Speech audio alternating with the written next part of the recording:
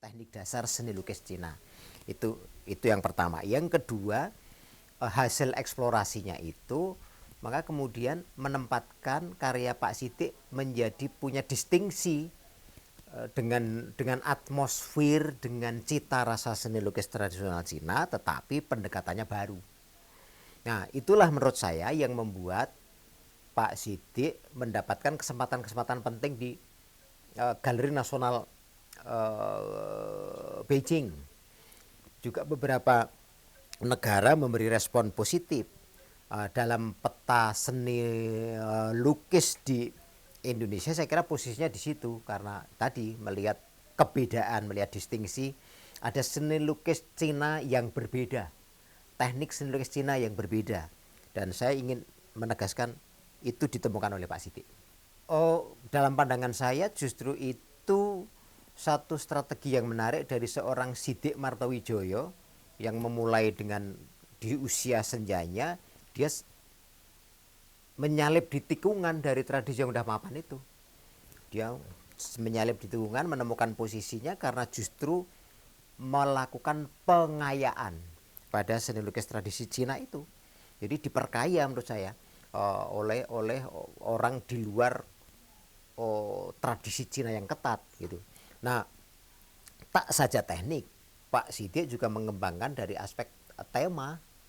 Jadi temanya dia yang semula dia dengan sangat piawai melukis bunga-bunga dan seterusnya seperti gaya Cina atau panorama dengan pendekatan Cina, Pak Sidik meluaskan tema itu dengan pendekatan yang baru.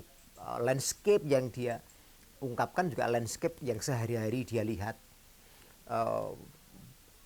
Semesta yang dia tangkap juga semesta di sekitarnya yang paling intim pada dia. Nah, jadi dia mengawinkan spirit seni lukis tradisional Cina ditemukan dengan milieu kulturalnya yang paling dekat dengan semesta yang paling dekat. Lalu dalam pandangan saya yang saya kira itu juga diterima oleh dunia internasional adalah justru seni lukis tradisi itu diperkaya oleh seorang Sidik. Dan itulah nilai pentingnya seorang Sidik memberi kontribusi pada tradisi yang seringkali kita anggap terlalu mapan lalu menjadi beku. Di tangan Pak Sidik tradisi tumbuh gitu, menemukan jurus barunya gitu. Itu dalam pandangan saya. Pit Mabuk Art Venue. Ya, itu mencerminkan seorang Sidik Martowijoyo, Pak Sidik yang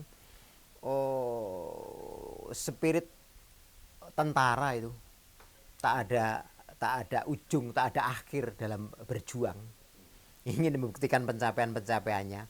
Dan saya kira itu langkah yang luar biasa, pantas kita dukung, pantas kita temani, pantas kita support art venue itu. Dan itu saya kira juga bagian dari kesadaran Pak Sidik untuk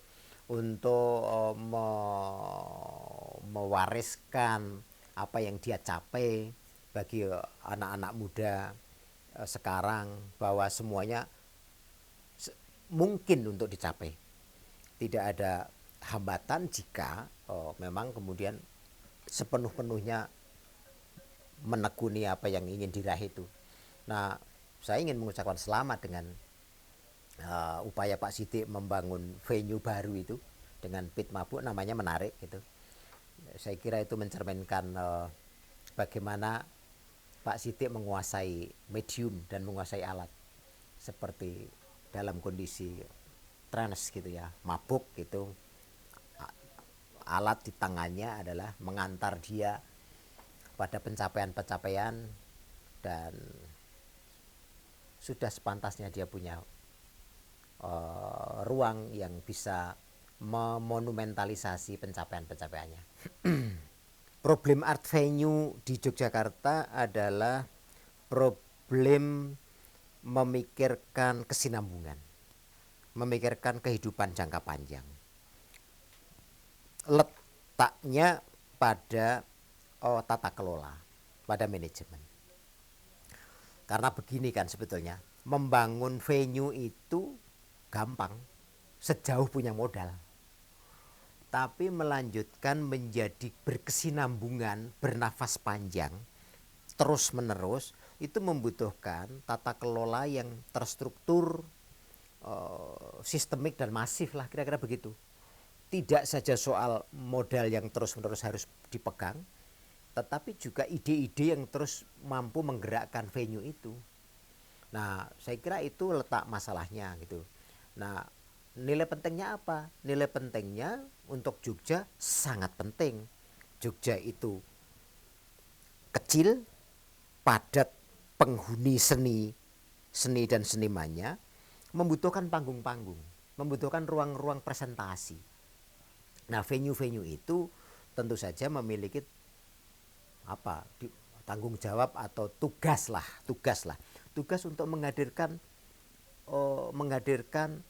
seniman-seniman lain yang dengan caranya, dengan mekanismenya naik panggung.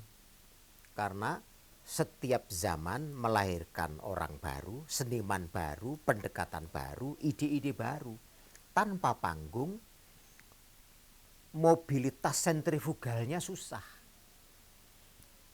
Berkelahi sendiri dalam tanda petik di ruang-ruang yang ada, tidak semua seniman sanggup. Hari ini apalagi membutuhkan satu pertemanan, membutuhkan satu tim, membutuhkan ya, tim dalam pengertian formal maupun tidak formal untuk nyengkuyung, untuk mendorong, untuk menaikkan bersama-sama. Ada yang dengan sadar menanggung risiko dia di belakang panggung, tidak tersorot lampu.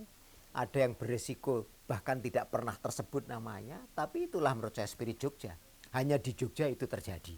Orang yang bisa mewakafkan dirinya untuk menopang teman lain, itu luar biasa. Kontestasi itu berlangsung dengan menarik di Jogja. Menurut saya itu hanya bisa terjadi di Jogja, dengan kekerabatannya, dengan kontestasi yang ketat, dengan sikut-sikutannya yang keren, yang lucu, yang tragis, yang ironis. Tapi ya dari situasi seperti itu kemudian lahir nilai-nilai, lahir sosok-sosok, lahir pemikiran-pemikiran yang terus tumbuh. Dari Jogja saya kira spirit itu tidak pernah berakhir. Di Jogja saya kira ide-ide kreatif itu tidak pernah selesai. Di situasi apapun, mau miskin, mau kaya, ide kreatif lahir. Karena ruang-ruang itu ada. Nah, menurut saya Pit Mabuk Art Venue akan berkontribusi di situ, menopang Sangkring Art Space, Sarang Building, Taman Budaya, Bentara Budaya, Museum dan Tanah Liat, Tembi, bla bla bla dan seterusnya.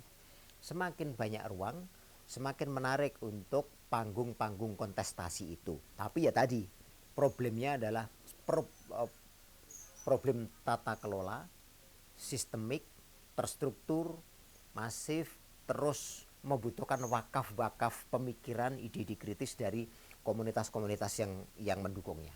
Saya kira itu.